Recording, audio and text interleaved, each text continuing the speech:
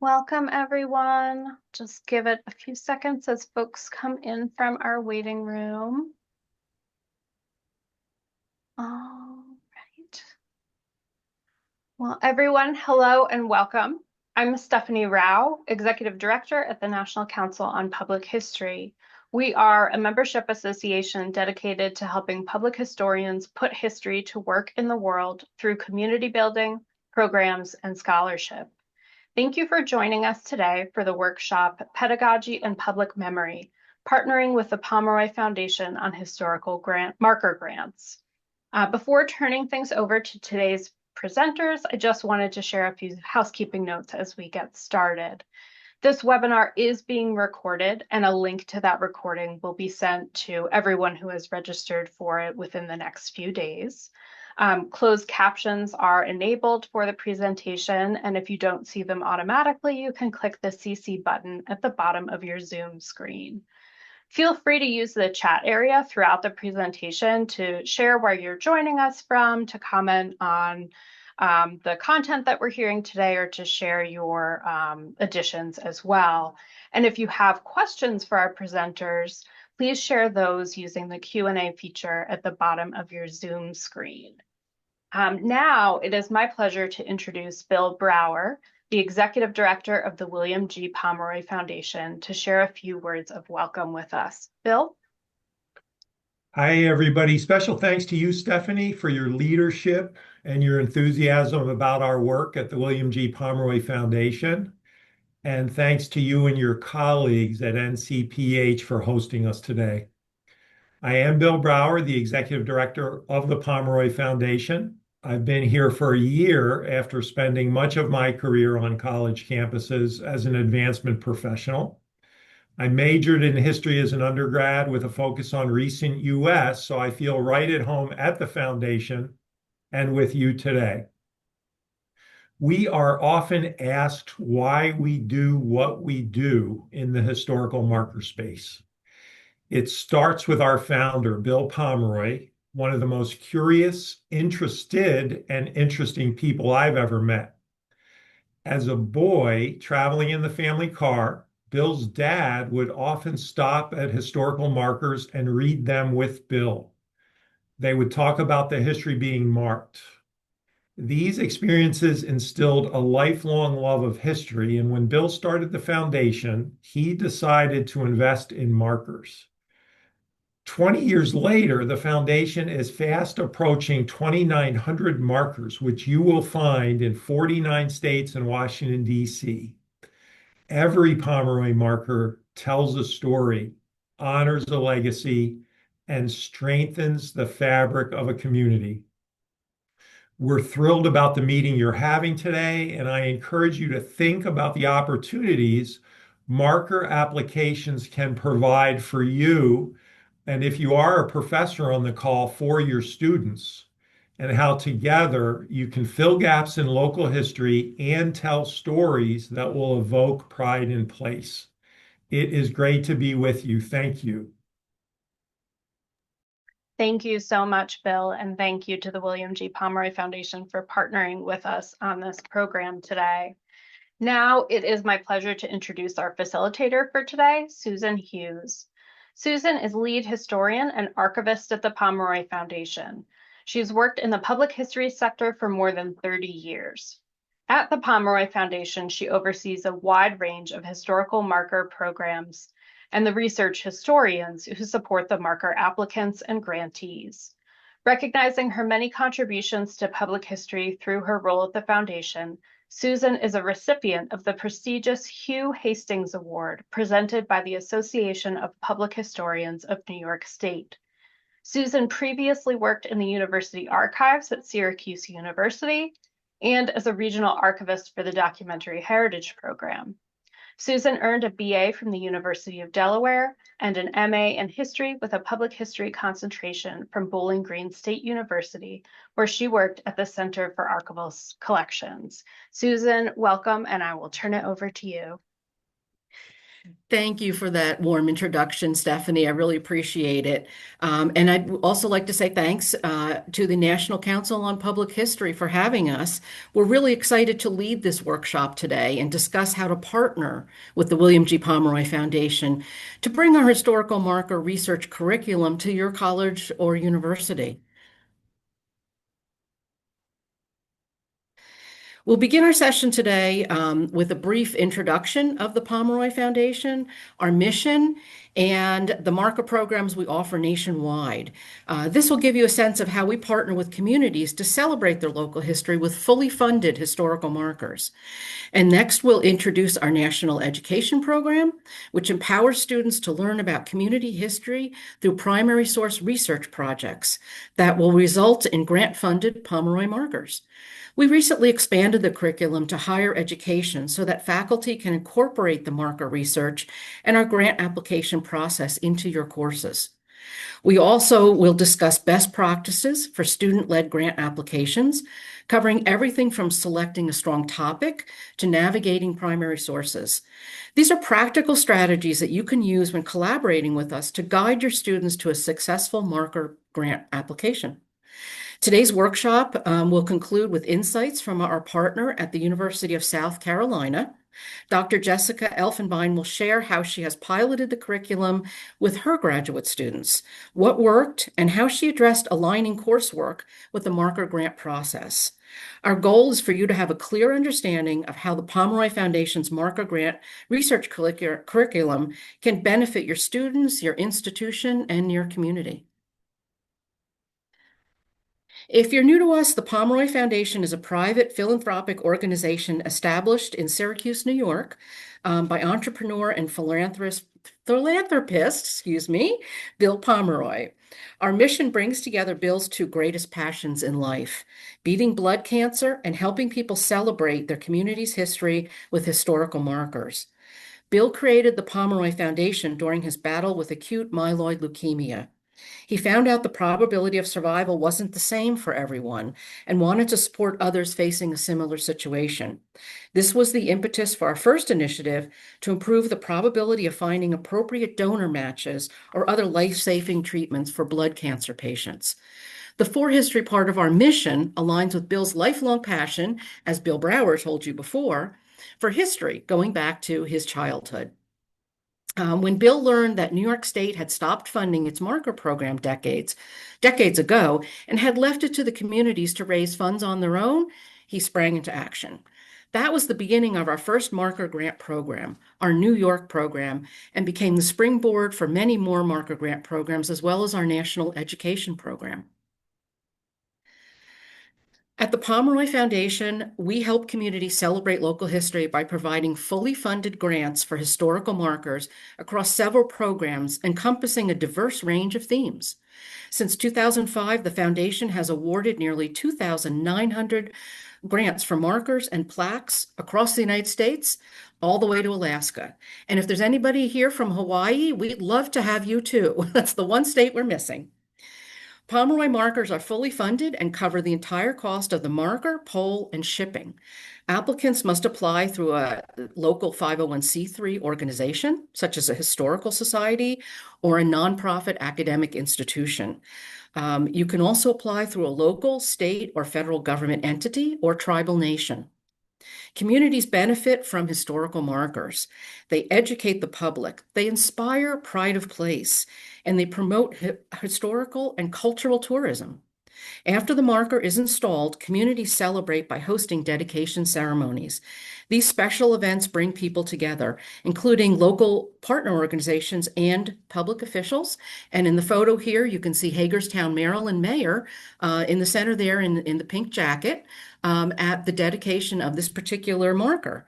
And they also do attract media attention.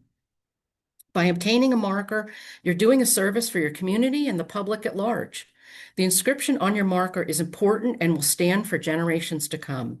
Using primary sources is what sets Pomeroy markers apart. Our team of professional historians carefully vet the primary sources to verify the historical facts presented on each marker. This ensures that every marker meets our gold standard for accuracy. Applicants often tell us how much they value this process. Student-led marker applications receive the same rigorous review as all the other grants.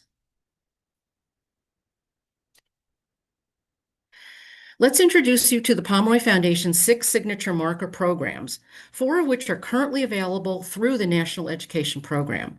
Those eligible programs are Hometown Heritage, Hungry for History, Historic Transportation, and our New York State Historical Marker Program. Every marker grant program that we offer has a page on our website, wgpfoundation.org, where you can learn more about the criteria, guidelines, and how to apply.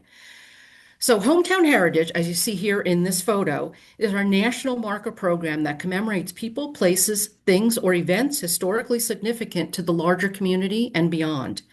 It seeks to capture local history, especially for those in states without marker programs, or for subjects which may not qualify for that state's marker program, and helps you preserve important historic milestones. To be eligible, markers must recognize a historical fact that occurred more than 100 years from the year of the application, so currently 1925. The emblem at the top of the marker will display an outline of the state where the marker is placed. You can see the example here is from Asheboro, North Carolina.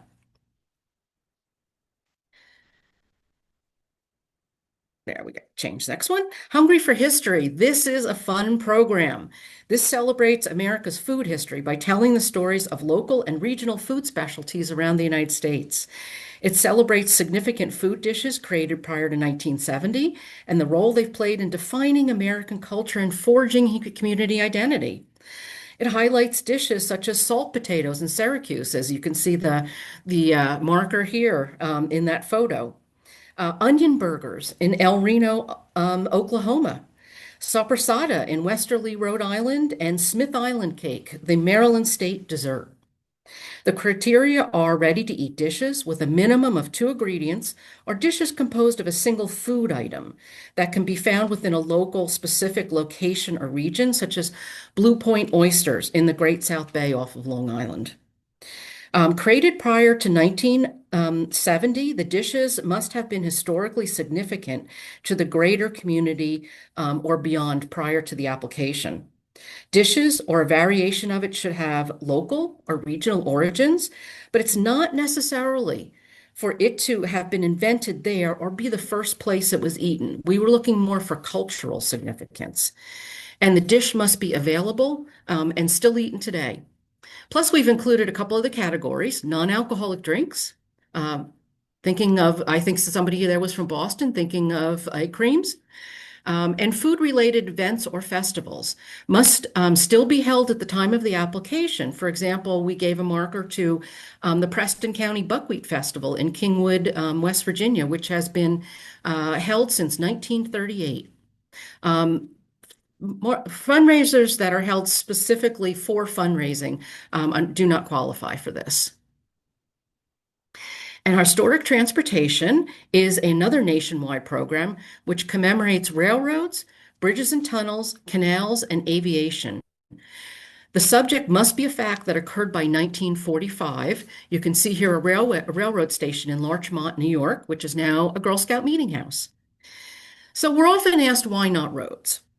We established this nationwide program to bring greater attention to transportation history. After World War II, the United States saw a significant change in transportation with the increase in automobile ownership and the construction of the interstate highway system. We want to acknowledge and celebrate the way in which goods and people were transported prior to these events, which transformed society so significantly. Next is our New York State Historic Program.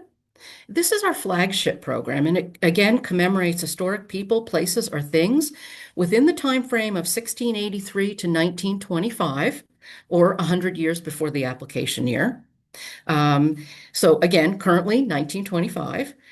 So this is the model for our Hometown Heritage program. It began in 2006, and we've awarded over 1,200 markers across the state's 62 counties.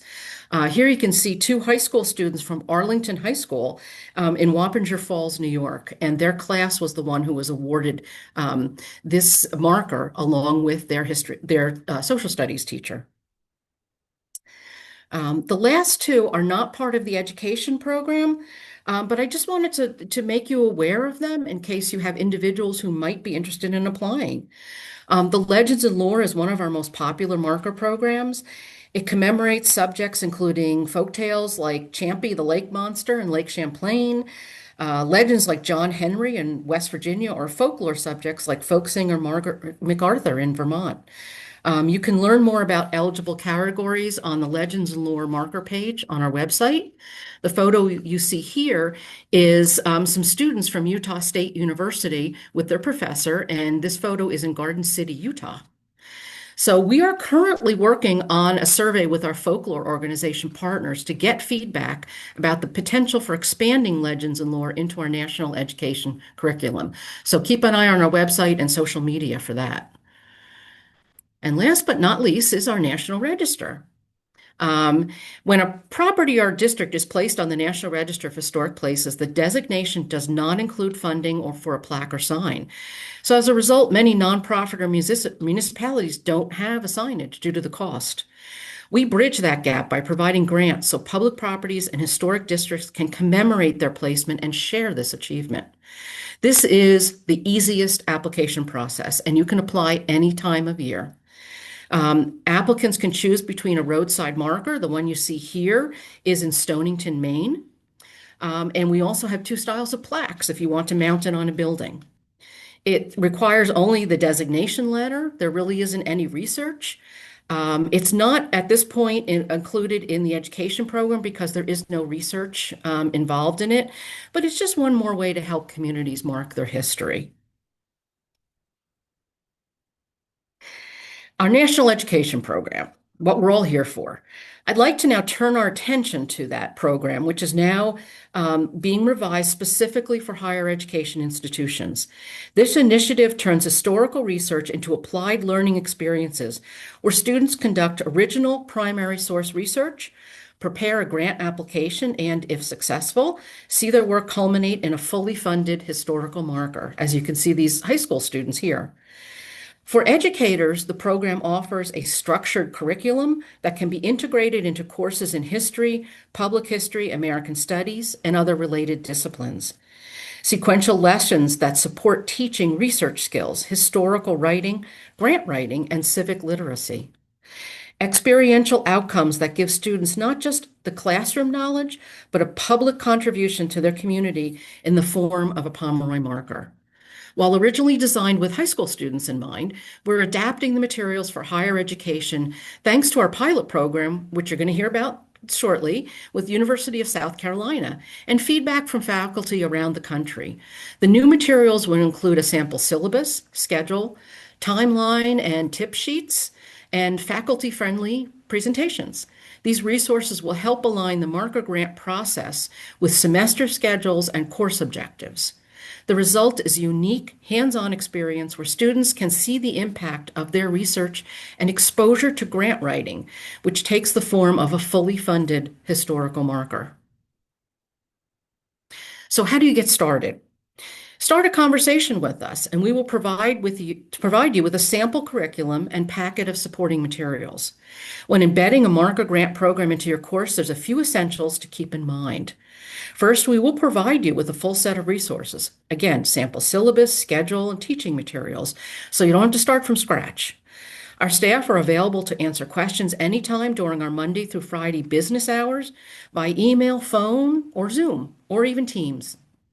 Students begin by submitting a letter of intent through our online portal, which allows us to review their topics and provide feedback early on. Each class can submit up to 5 applications, and our historians carefully review the sources, text, and land permissions. Because marker fabrication takes time, the project may continue beyond the semester, with the educator serving as the point of contact. We'll guide you through the process, including installation and dedication. So the key takeaway, this is a structured, flexible framework that can fit into your course while giving students a meaningful public history outcome. All marker inscriptions must be supported by primary source documentation, with the exception of legends and lore. This ensures markers are historically accurate, reliable, and educational for today and future generations. You must include key dates to provide context. Remember, not everybody knows when the Civil War took place, for example, especially if you haven't learned about that yet in 5th grade. We ask you to avoid vague terms such as 20th century, but circa dates are acceptable if you can't pin the date down exactly. Clearly cite and label all sources and highlight relevant text.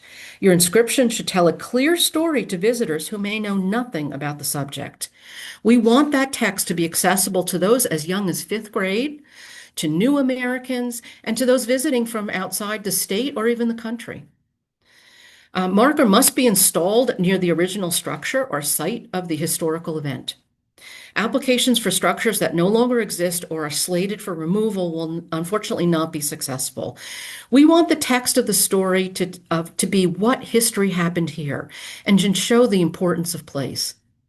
Ensure the site is publicly accessible and safe for visitors. The foundation does not approve markers that require trespassing on private property, I think for obvious reasons.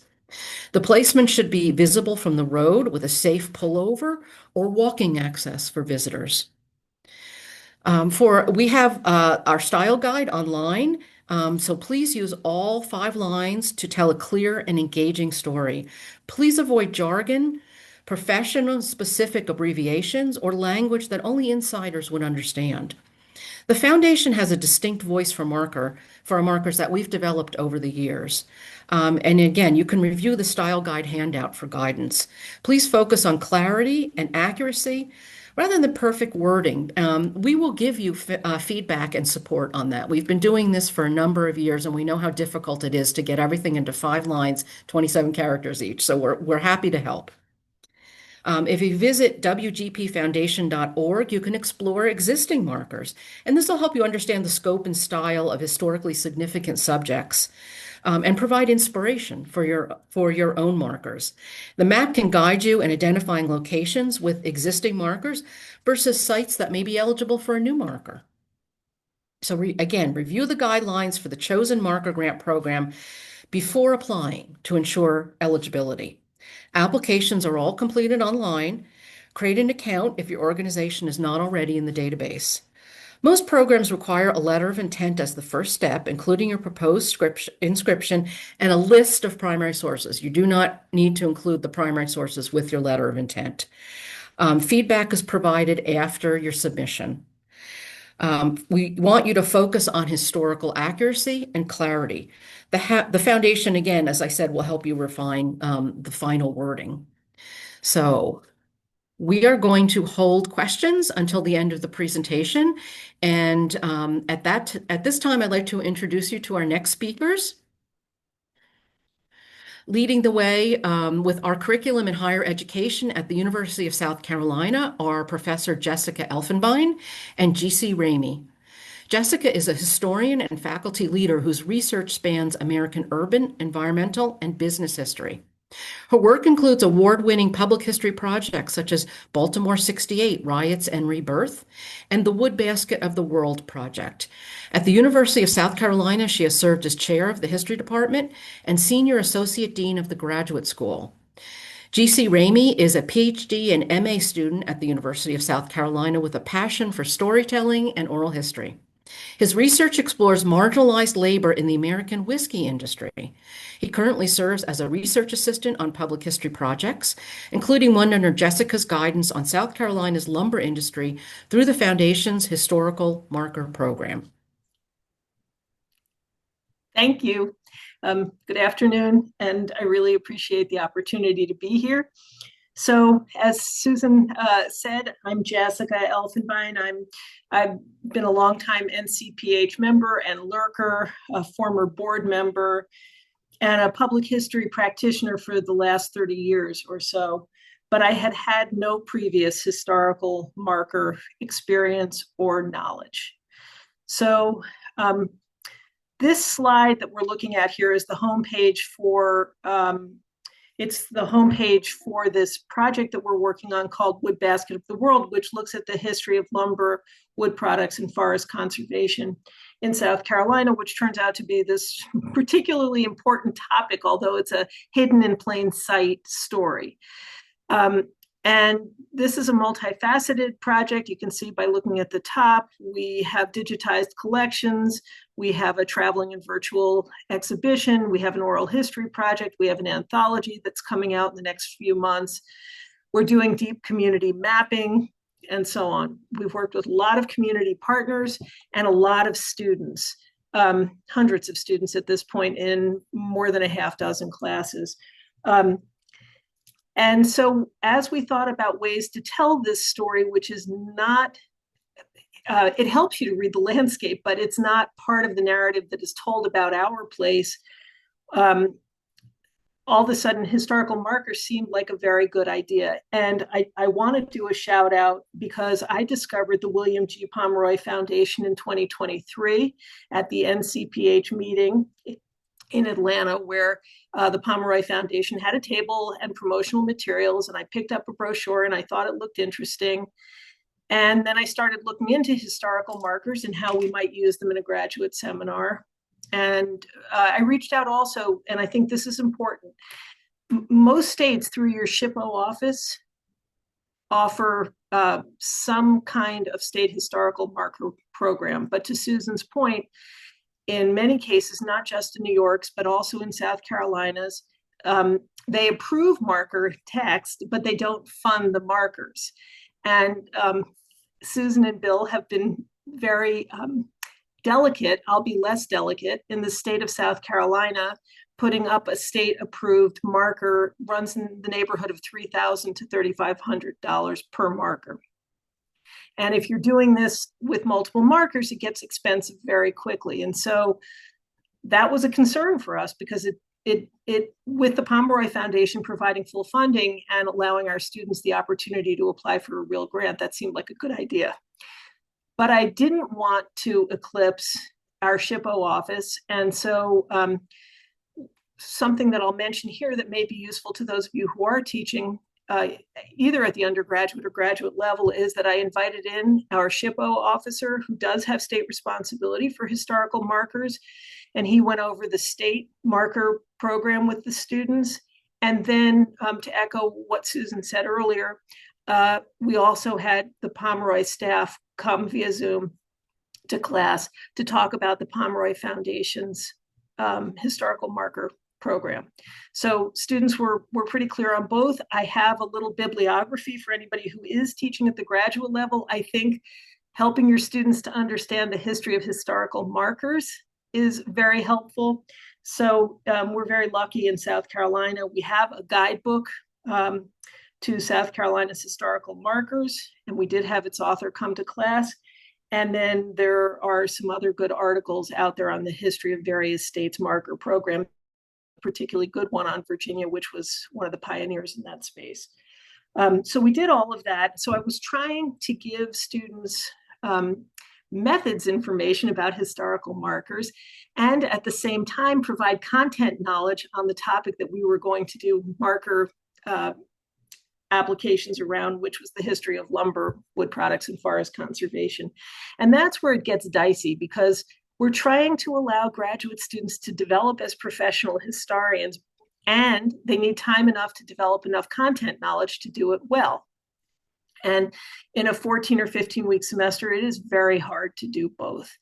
Any of you who have done community engaged learning know what I'm talking about. It doesn't have to be historical markers, but the quality control really does become the responsibility of the faculty member. And so if you sign up to do this, please understand that your job with these markers will not be done at the end of the semester.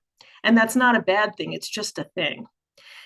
Because even with the help of the Pomeroy Foundation, it is hard to fit it in to the semester. So having said that, this work was part of one of our core courses for our public history program. We have a master's program that this year is celebrating its 50th anniversary. Oh, and I'll put in a plug here for the University of South Carolina. We have a fully funded master's program. So if any of you have undergraduate students interested in a master's in public history, please know that we have full funding for them. In any case, there were 9 students enrolled in History 788, which is titled Memory, History, and Space, this spring. And GC will go into some more detail, but they each had to come up with their own topic for a historical marker. We were really so grateful to the Pomeroy staff for their pre-planning and for their ongoing support. And I will spend just 2 more minutes or so before I turn it over to GC, but the challenges that we faced in this course were several, and I'll just mention what they were here. I've mentioned one already, which is that the funder's timeline doesn't necessarily align with academic semesters. I think we've worked pretty hard to make that better for the next set of graduate students who do try to do this work. But it is complicated because of the need for content knowledge and because your students need to have agency to find their own topics. I think to this point, my understanding is that the Pomeroy Foundation has worked with K-12 a lot, but there the teacher is telling the children what the topics are going to be. In the case of graduate students, you know, they're budding professional historians. We don't want to do that. And it takes a little while for them to develop adequate content knowledge to be able to make a thoughtful proposal.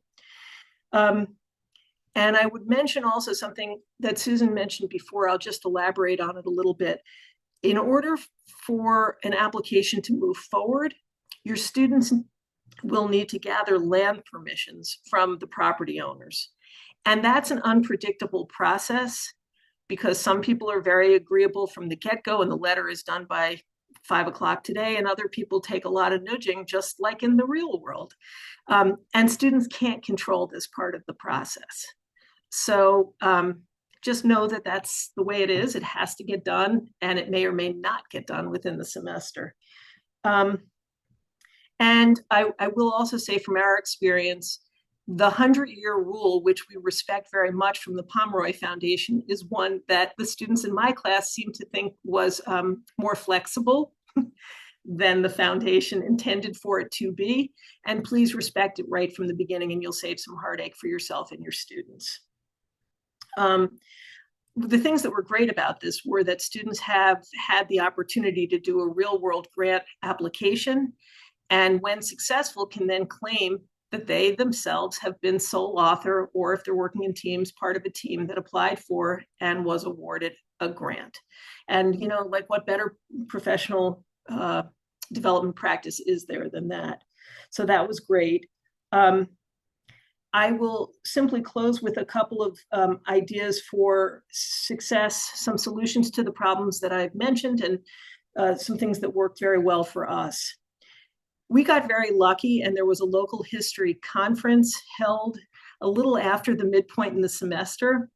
And so students presented at the local history conference. And in some ways that was really good because it was another real world, hard timeline, no flexibility. You got it at 11 o'clock when we've been scheduled, and you have to go in knowing what it is you're planning to do. So this was where they got to make their elevator pitches for the work that they'd then submit to the Pomeroy Foundation.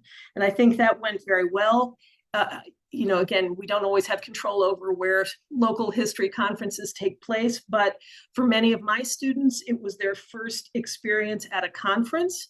And these regional or local history conferences are great because they're smaller and less intimidating for students, and they get lots more attention because you're doing place-based work. So that worked very, very well. And I think it worked well because it underscored accountability and the need for students to be able to advocate and support choices that they were making. The last thing, and this will be the transition to GC Ramey, is that the work could not get finished during the semester. Now, maybe it'll get easier going forward as the Pomeroy Foundation develops helpful tools for the classroom. But I would also recommend to anybody who's thinking about doing this, think about putting aside, if you can find some funding for a research assistant, because once the semester ends, your student's obligation to the work stops. It stops. And by having GC, who was himself a student in the class, then work with his colleagues, it was a really nice transition. Whereas I think if I had been the person, it would have felt like I was riding herd on students to do work where their obligation to me had ended, and they might have felt obliged, but not for the right reasons. And so I'm glad I didn't have to do that. And I was glad also that we have been able to provide for GC a paid experience, a professional experience in public history. He's been the frontline person who has been working with the staff at the Pomeroy Foundation to polish and finish these grant applications. These grant applications. And the very last thing that I'll say is that this is a kind of experience that does require a lot of pre-planning on the part of the instructor. This process really is not appropriate for anybody who likes to do things at the last minute. So I warn you away from that. If you know yourself and that's how you operate, don't start with this yet, I would say. But I would also add to that, what it really has done is strengthen community partnerships. We went in with pretty good community partnerships. We come out with even better community partnerships. So that's been terrific. And because we're trying to tell a story that's been grossly undertold, that is part of a state narrative, our goal is that these markers, and we'll end up, we think, with 7 markers, that the markers will trigger inquiry into topics that, while ubiquitous across our state, are grossly under-researched. And we're hopeful that these markers will allow other people to sort of pick up the load and work with us to answer some questions that we probably should have been asking for decades, but haven't. So thank you for your time. And I'd like now to turn it over to GC Ramey, without whose help we would not be here today. Hey, I just want to say thank you so much for having me. This has been just a terrific experience as a graduate student to get this opportunity.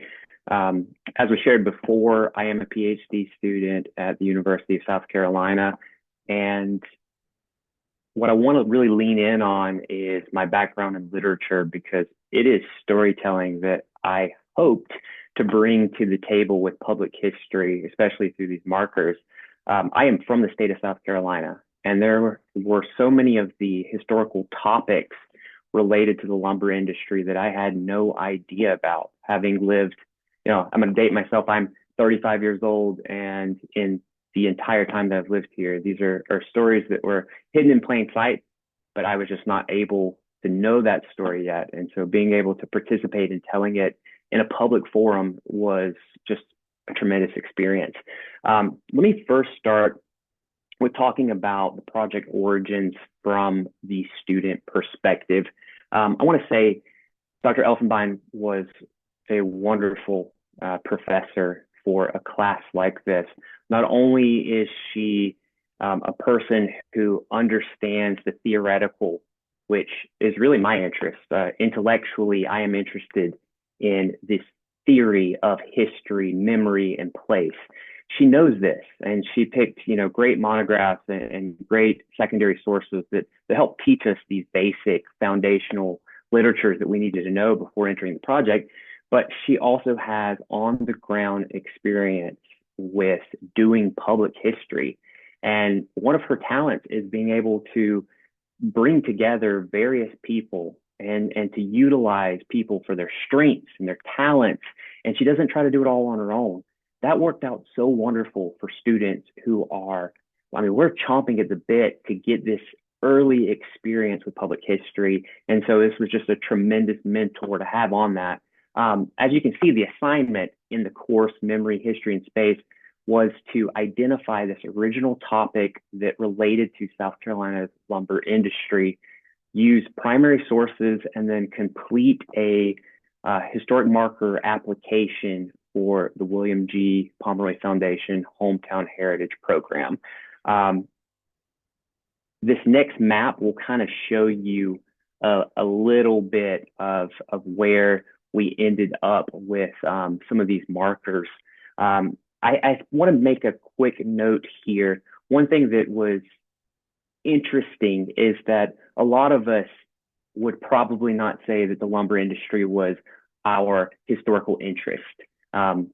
I happened to get lucky and researched Brooklyn Cooperage Company. And although they do not make, or they weren't known for making whiskey barrels, they did make a few. As a subsidiary of the American Sugar Refining Company, they made sugar barrels. And so I was able to tie my historical interest, the history of industry, the history of labor, to my project. Other students were not quite as lucky in that, but I think that there was still value, even if it was a complete, derailment from what your historical interests are. It is the practical skills. I mentioned earlier that I like the theory. When I walked into the class, I did not expect to actually leave wanting more experience on the practical side of things. I thought learning the theoretical side would be sufficient for me. I could hopefully get an A in the course, move on, and forget lumber history ever happened. And now I find myself invested. I'm now considering, adding an element of cooperage and industry through Sumter into maybe my dissertation. And so these are the types of things that happen when you get the hands-on experience in this unique way. Our markers, you can see that they do look very diverse, very distinct. And if you see each marker individually, you might wonder how it relates to a larger framework. We have 3 markers in Sumter that relate to various industries, including, like I said, the cooperage, but also worker migrations and Williams Furniture. We have 2 in Utahville, one that relates to the early lumber company led by Francis Beidler. We have one that relates to the Utahville Railroad. We have one that centers around public health, Dr. James De Portes. I'll talk a little bit about him in a case study in just a minute. And then down with the Audubon Francis Beidler Forest. And so 4 distinct locations, 7 distinct topics. What's interesting here is that individually, they do not appear to be interconnected. But when you look at them from sort of this macro level, and you can see the way that they actually interweave together, what's interesting is that the land that the Santee River Cypress Lumber Company sold, they sold it to the Brooklyn Cooperage Company. The train station, the Utahville Railroad, one of the reasons that Brooklyn Cooperage Company chose to put their location in 1927 in Sumter, South Carolina, was partly because of the infrastructure through rail. So you see all of these interconnections and this larger framework. It reminds me of like a quilt. Like each student had their own patch. We presented the patch, we applied it to this larger fabric, and then when you step back, you see this cohesive narrative that talks about this history of lumber, of all things, lumber. What's more remarkable, I think, than even sort of the macro view of industry in the state is when we then, understanding the cohesive look of things, re-zoom back into the micro. Each one of these markers tells deeper stories about workers, individuals, communities. And I think that's where my heart is telling those stories. And so it was really a great experience there. Let me talk a little bit about the student experience overall, because I do have sort of 2 unique perspectives, one as a student and one as a research assistant. I think first, from the student perspective, is going in and expecting to learn one thing, but then being thrust into this idea of I get to participate in something meaningful was a treasure. I think that if I were to really be honest and candid with you and assess who I was entering the class, I really wanted an easy semester. I'll be honest. I wanted, to do my work and to, see what could happen. But more than anything, I was hoping that the actual workload would be less, and maybe I wouldn't have to, try too hard, and I could focus on my research interest in other areas. Stepping away from that, now I look back and I'm thankful for the challenges that I faced, and the practical experience, because not only did I manage to pass the course and move closer to this degree that I'm pursuing, but I also have resume experience now. I was able to network with community partners. I was able to cooperate with my classmates, and we were able to build these strong peer groups as we continued to work towards this overarching story of lumber history. I want to transition now kind of into the research experience because it's a little different. So as a research assistant, I was hired to take the markers that were available. They were in various states. Some of them were more finished, others were not quite there. Some of them really just needed to be reworked completely. And some of them I'm still continuing to work on, as we speak. I want to say a quick shout out to Anastasia for the work that she does. She's with the William G. Pomeroy Foundation, and she has been a treasure. I mean, truly, she has helped when I was a student, and then she has helped me as this research assistant, and it has just been a wonderful experience. I've learned so much from her, and so I just want to say thank you to her. I think one of the big takeaways here is I thought handling a single marker was difficult, but handling 7 and all of the logistics of land permissions and all of the challenges that would arise with each of these locations, it was arduous. And I'll say it challenged me in ways that forced me to grow. And I don't know how many students are on this, but I will encourage students, every class you take, even if it's a class that you're not sure is going to help you with your major or whatever your interest is, it is an opportunity for personal and professional growth. You really get out what you put into it. The other thing I would say with it is I learned professional skills that I didn't expect moving into this. And so I was thankful to be able to say that I am now a little more competent and a little more confident with project management, my own time management. My research skills are really strengthening. And as I work towards completing a public history master's and then eventually my dissertation, I think that those are skills that I will see just really come in handy in basically everything I do from this point on. Let's talk about the challenges. I think that this is the big part here. I'm not going to sugarcoat it. It was difficult. Let's be honest. Identifying a topic in an industry or a history that you're not really well versed in, and then gathering the research, finding who owns property, putting these things together, all while you're still trying to learn the secondary literature about that topic, was really difficult. However, I think it's those challenges are the reasons that I love the course so much. It is difficult. And I think that when I'm discussing challenges in this next section, I just want to give you 3 quick ideas, takeaways, things that, I'm thinking about when I'm looking at the challenges that I faced.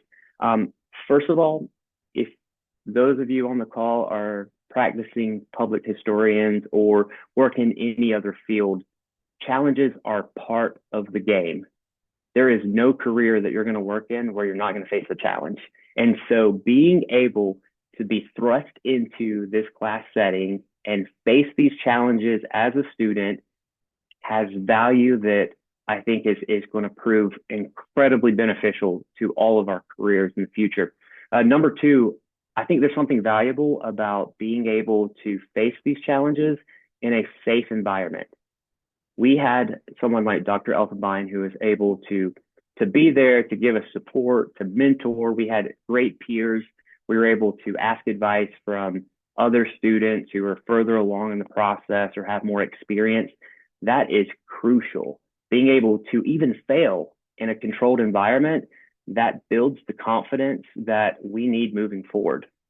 Lastly, I'll say that with every challenge that we face, the challenge itself, yes, it is interesting, but the reward from those challenges come not with just facing it and giving up, but facing it and finding a way to overcome them. To do that, it built skills for me personally in cooperation. I was forced at first, and then I really liked it. Working with my peers, it helped me with networking, collaboration with community partners. I was able to meet city planners from Sumter, have great relationships with them, met various business owners as I was looking and trying to get these property permissions and whatnot. And stepping away from it, those two things were valuable. The last thing, and I think it's probably the most notable of all, the most significant, is creative problem solving. We had to be creative. I will quickly give you a quick case study. We had one marker that was related to public health. The student wanted to, and her name's Madison Bukowski, wonderful student, amazing. It was a great idea. And I spoke to her about this, told her I was going to share this and got her permission for it. There was a couple challenges with her project. Just to give you a quick backstory with it, she wanted to research Ferguson, South Carolina, which is a mill town that was built for the Santee River Cypress Lumber Company. It, housed the resident workers there. It was right in the middle of this swampland of the Santee River where it was plenty of mosquitoes, malaria was an issue. She wanted to research the hospital of Ferguson, South Carolina. There's a couple challenges there. First is that the records are either destroyed or lost, and they are completely submerged under Lake Marion in the early 1940s when the hydroelectric dam decided to flood the area of Ferguson. We lost a lot of great artifacts there. And so not being able to use those archives, it's difficult. The other thing is when our goal is to tie memory, history with a specific physical place, where do you put a marker if the hospital is under a lake?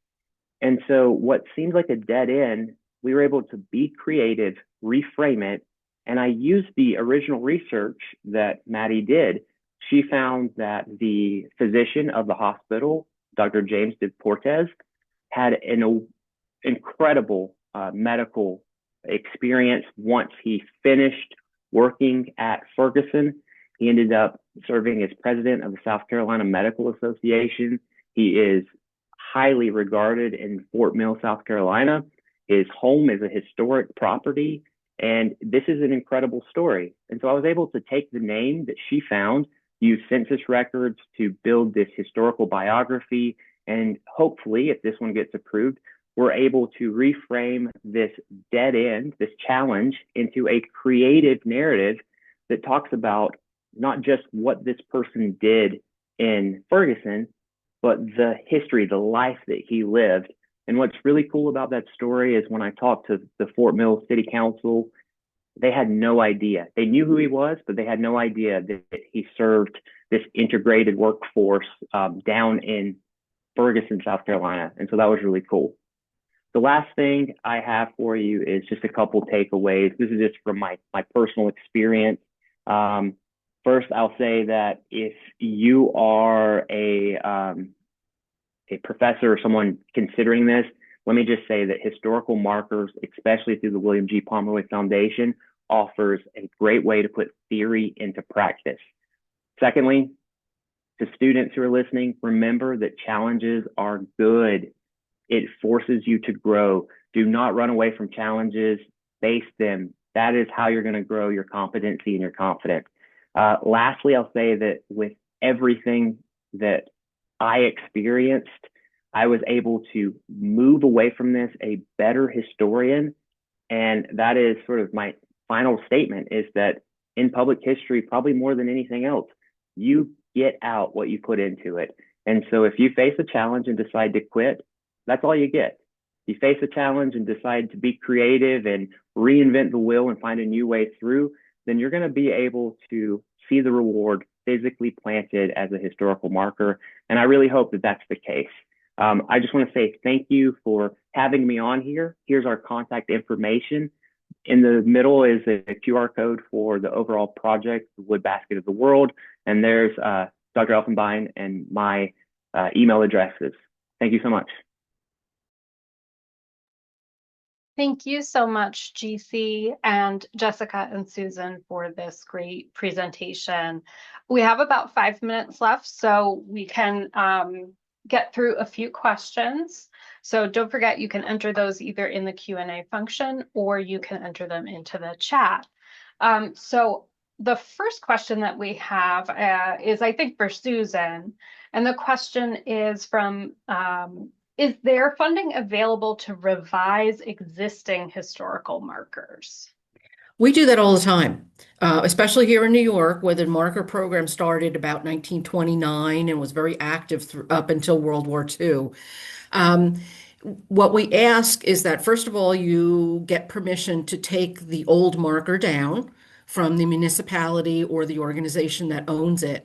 You will still have to go through the application process to provide primary sources, but it's a great opportunity to update facts that have been uncovered since maybe 1930, when that marker first went up, to update language, to maybe add some. Maybe there's not a whole lot of story told on there, and you can tell some more of the story by a marker. So yes, just because there's an existing marker, if you want to replace it, we just let us know. You need to show us permission that you're going to get to take the old one down. And yes, we will do a replacement through any of our regular marker programs. Wonderful. Thank you, Susan. The next question, I think, is mostly for Jessica. Jessica, if you were to think about engaging with this national education program with the Pomeroy Foundation with undergraduate students, what changes would you anticipate making to how you would set up the curriculum for that? Yeah, I think for undergraduate students, I might pre-select potential topics and give them kind of a bird's eye view of what those might be. I wouldn't do the research for them. I mean, I would have done enough pre-research to know that there was adequate research out there, and not leave them, as we did the graduate students, to figure it all out themselves. But I would provide choice and then let them run with it, I think, because there would not be time in the semester for them to be able to do this otherwise. Wonderful. Thank you. Another question, Susan. Am I correct in thinking that the Pomeroy education program is not appropriate for high school level classes, even particularly enthusiastic ones? It sounds like quite a commitment, even for graduate level courses. We do have specific lesson plans for high school students, and that's where we started out. And we actually had a high school teacher write those lesson plans for us. So what we're doing now with Jessica and getting feedback from other professors and graduate students is expanding it into the college level. But yes, it is definitely appropriate for high school students. It's different. And you're right, it's not as rigorous because they're high school students. They're not budding professionals who are expected to do much more of the work on their own. Yeah, wonderful. Thank you. We had another question. What is the material of the markers? All the markers are cast aluminum. They have a baked-on powder-coated paint with a UV coating.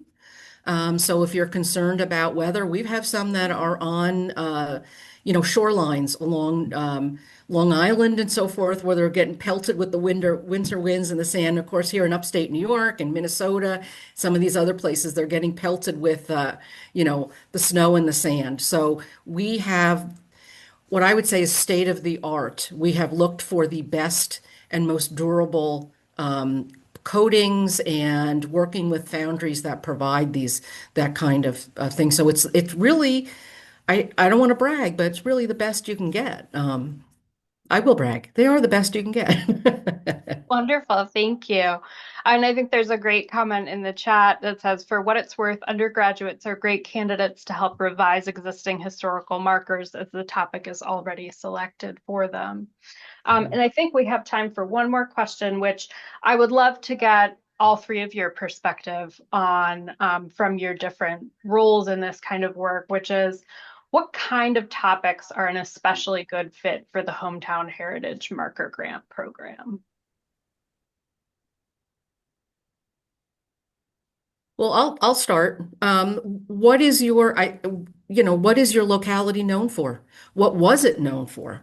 I think GC gave a really great presentation on discovering the history of that region of South Carolina that so many people, especially younger people, don't know nothing about.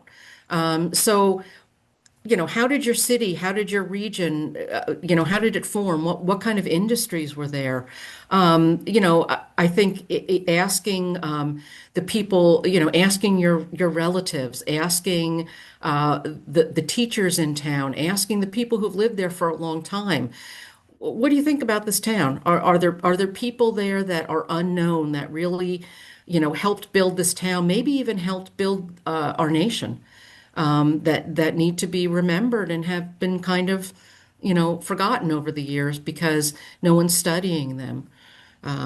So again, I would encourage people to go and look at our marker map and see some of the wonderful ideas that people have come up with all over the United States.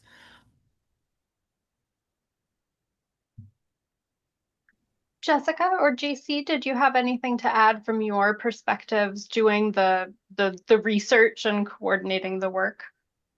Yeah, I'll say real fast. If you have an interest in history, the fun part is that curiosity about the world around you, whether it's at the national level, international level, state level, local level. And if you have an interest in something, whatever it is, I didn't know that I could research whiskey history, and then all of a sudden I was told that I could, and it was a game changer for me. And I think that whatever your interest is that there's a history there, and there's stories to be told. And one good place to look is in the stories from those who have voices that are not being heard as often, or those that are underrepresented. And I think that that's a really good place to start.